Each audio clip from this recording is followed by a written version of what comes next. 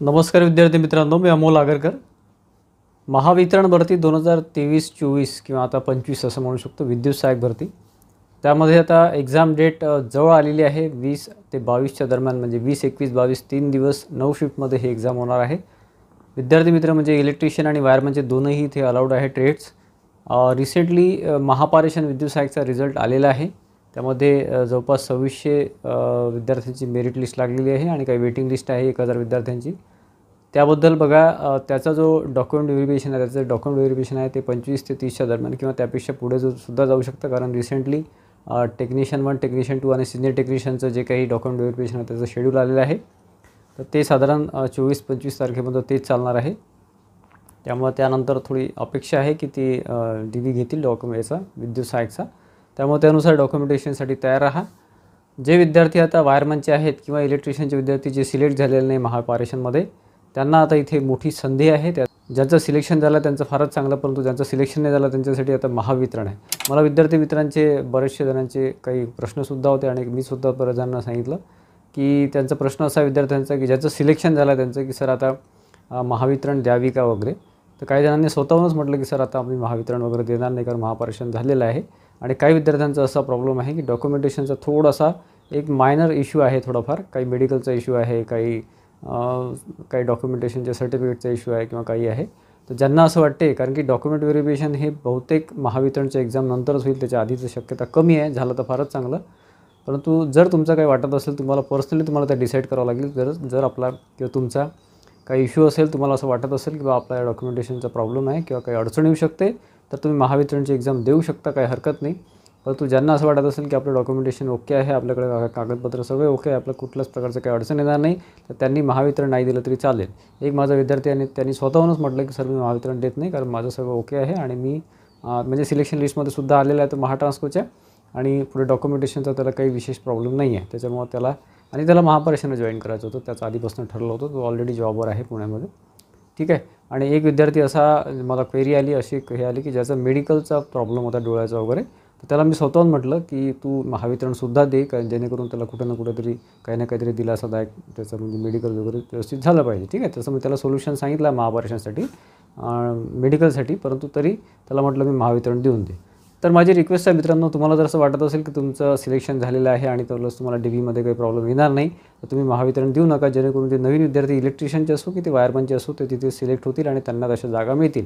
कारण महावितरण विद्युत सहाय्यकमध्ये यांनी वेटिंग लिस्टची इथे शक्यता फार कमी आहे.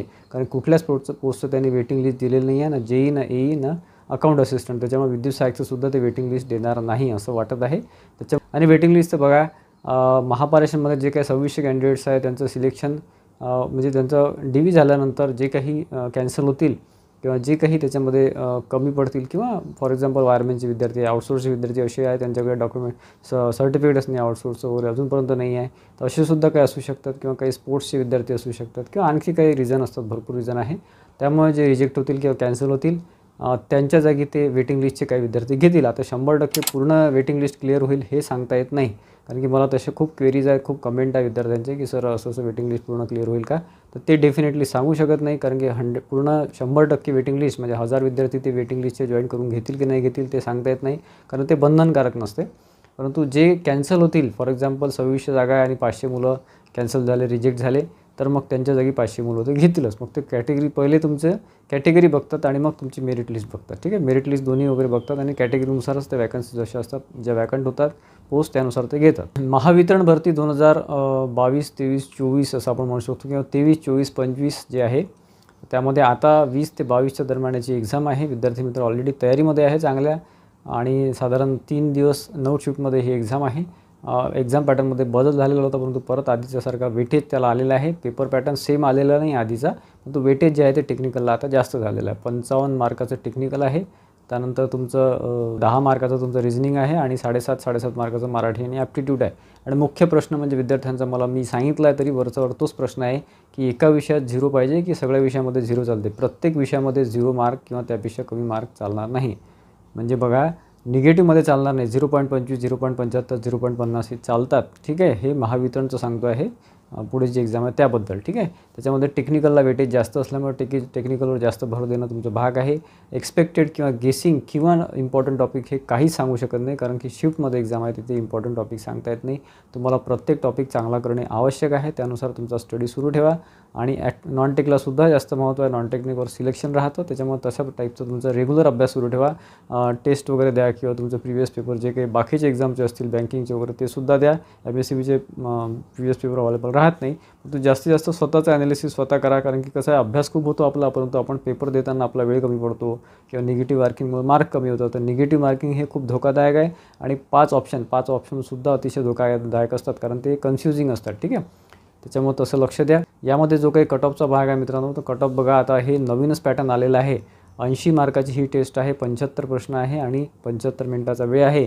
त्यामुळे 80 पैकी तुमचं जे काय स्कोर आहे तो होणार आहे, परंतु ते कन्वर्ट होऊन तुमचा 100 पैकी होणार आहे, ठीक आहे. म्हणजे 100चं जे पर्सेंटेजमध्ये रिझल्ट लागत असतो. त्याच्यामुळे आता आपण जर अंदाज घेतला महापरीक्षांचा, तर इथेसुद्धा कट ऑफ जास्त जाण्याची शक्यता आहे, कारण की विद्यार्थी मित्रांचा अभ्यास हा खूप चांगला आहे.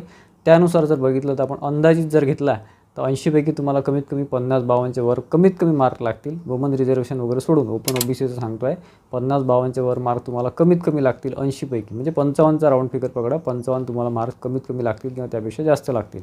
बाकी तुम्ही रिझर्वेशनमध्ये असाल, हॉरिझॉन्टल रिझर्वेशन, महिला आरक्षण जे काय असेल ते, तर ते थोडंफार तिथे कमी जास्त लागू शकतो. पण 55चं टार्गेट हे मिनिमम ठेवा. 80 पैकी मिनिमम टार्गेट तुमचं 55चं ठेवा आणि त्यानुसार तुमची तयारी सुरू ठेवा. ॲक्च्युली जेवढे मार्क जास्त असतील तेवढं चांगलं. तर या रिलेटेड मित्रांनो आपली महावितरण विद्युत सहाय्यकची टेस्ट सिरीज आहे. 2-3 टेस्ट सिरीज आपण ऑलरेडी दिलेली आहे आणि त्याच्यामध्ये खूप हेवी प्रमाणात डिस्काउंट सध्या आपण दिलेलं आहे. एक्झाम पण तुझे डिस्काउंट राहणार आहे, पण तो आतापासून तुम्ही घेतलं तर तुम्हाला ते सगळं जास्तीत जास्त पेपर आपण दिलेले आहे. साधारण 30 फुल लेंथ 30 पेपर एका याच्यामध्ये आणि एका याच्यामध्ये 10 पेपर असे दिलेले आहे. 2 टेस्ट सिरीज आणि एक सिंगल टेस्ट सिरीज दिलेली आहे आपण. फुल लेंथ आहे सगळ्या आणि एक टॉपिक वाईजचे पण दिलेले आहे. त्यानुसार आपलं ॲप आहे, इंजिनिअर मला आपलं ॲप आहे, खाली डिस्क्रिप्शन बॉक्समध्ये लिंक दिलेली आहे. आणि प्लस तुम्ही प्ले स्टोअरला जर इंजिनिअर मोड सर्च केलं तिथेसुद्धा तुम्हाला माहिती मिळून जाईल किंवा तिथूनसुद्धा तुम्ही डाउनलोड करू शकता आणि नंतर त्या टेस्ट सिरीज परचेस करू शकता. सध्या डिस्काउंट रेटमध्ये सुरू आहे. जे काही 10-12 दिवस शिल्लक आहे त्याच्यामध्ये चांगला अभ्यास करा, चांगलं प्रिपरेशन जे काय आहे, जे काही टेक्निकलचं आहे ते चांगलं करा आणि नॉन टेक्निकलचे प्रॅक्टिस करा. लक्षात घ्या आणि निगेटिव्ह मार्काकडे लक्ष द्या. जास्त गेसिंग करू नका. गेसिंगमध्ये विद्यार्थी मित्रांचे मार्क महापारेषणमध्ये सुद्धा कमी झालेले आहे. गेसिंग करायचं असेल तर हार्डली 5 ते 10 क्वेश्चन फक्त गेसिंग करायचे. इथे तर आता 75च प्रश्न आहे, त्याच्यामध्ये तुम्हाला 5-7 प्रश्न गेसिंग करावं लागेल. ते तुम्ही शुअर असाल बऱ्यापैकी. तर जर काहीच शुअर नसेल, तुम्हाला असं वाटत असेल बा काहीच माहिती नाही, एकदम पूर्ण अंधार आहे, तर तिथे गेसिंग करू नका. तुमचे मार्क जातील. स्पेशली मराठी आणि ॲप्टिट्यूडमध्ये विद्यार्थी मित्रांचं बरंचसं सिलेक्शन गेलेलं आहे. इथे महापारेषणमध्ये 0 किंवा त्यापेक्षा कमी मार्क्स आलेले आहे. तर तसं इथे होऊ देऊ नका. तुम्ही मराठीमध्ये वीक असाल तर मराठीचा अभ्यास चांगला करा, टेक्निकलचा अभ्यास कमी करा. हे तुम्हाला डिसाईड करायचं आहे. काही जणांचं मराठी इतकं वीक आहे तरी तुम्ही इकडे तिकडे जाऊन टेक्निकलचे क्लासेस लावला. टेक्निकल स्ट्रॉंग असताना टेक्निकलचे क्लासेस लावायची काहीच गरज नाही आहे. तुमचं मराठी वीक असेल तर मराठीचे क्लासेस लावायचे होते आणि ॲप्टिट्यूड वीक असेल तर ॲप्टिट्यूडचे क्लासेस लावायचे होते किंवा नॉन टेक्निकलचे क्लासेस लावायचे होते. पण ठीक आहे, असो काही हरकत नाही. स्टडी सुरू ठेवा. MCQ जास्तीत जास्त रीड करा. टॉपिकचं असं काहीच नाही आहे. Power system, machines, basic electrical वगैरे यावर थोडं जास्त भर द्या. बाकीचे टॉपिकसुद्धा तुम्हाला करणं भागच आहे, त्यावरसुद्धा प्रश्न येतातच. पण पॉवर सिस्टीम आणि बेसिक इलेक्ट्रिकलवर जास्तीत जास्त प्रश्न तुम्हाला दिसतील असं माझा अंदाज आहे. महापारेषणचे जे काही विद्यार्थी सिलेक्ट झाले त्यांच्या रिलेटेड डॉक्युमेंट व्हेरिफिकेशनचा 2-3 दिवसामध्ये एक आपला व्हिडिओ येईल. त्यामध्ये डॉक्युमेंट्स कुठले लागतील ते सुद्धा आपण सगळं डिक्लेअर तुम्हाला माहिती देणार आहे त्या रिलेटेड. कारण डॉक्युमेंट रिलेटेड भरपूर प्रश्न मला आलेले आहेत, पण तो प्रत्येकाला इंडिव्हिज्युअल उत्तर देणं हे पॉसिबल नाही आहे. त्याच्यामुळे 1-2 दिवसात आपण डॉक्युमेंटेशनमध्ये काय काय तुम्हाला लागेल त्या रिलेटेडसुद्धा तुम्हाला एक लाईव्ह सेशन घ्यायचा प्रयत्न करू, जर तुमचं कमेंट असेल तर. ठीक आहे, आजचा व्हिडिओ आवडला असेल तर व्हिडिओला लाईक करा आणि जास्तीत जास्त विद्यार्थ्यांमध्ये शेअर करा, जेणेकरून त्यांनासुद्धा ही माहिती मिळेल. आणि आपल्या चॅनलला सबस्क्राईब केलं नसेल तर सबस्क्राईब करा. बेल आयकॉनसुद्धा क्लिक करा, जे अपडेट्स तुम्हाला जॉईनिंग पर्यंत मिळत राहतील. धन्यवाद मित्रांनो.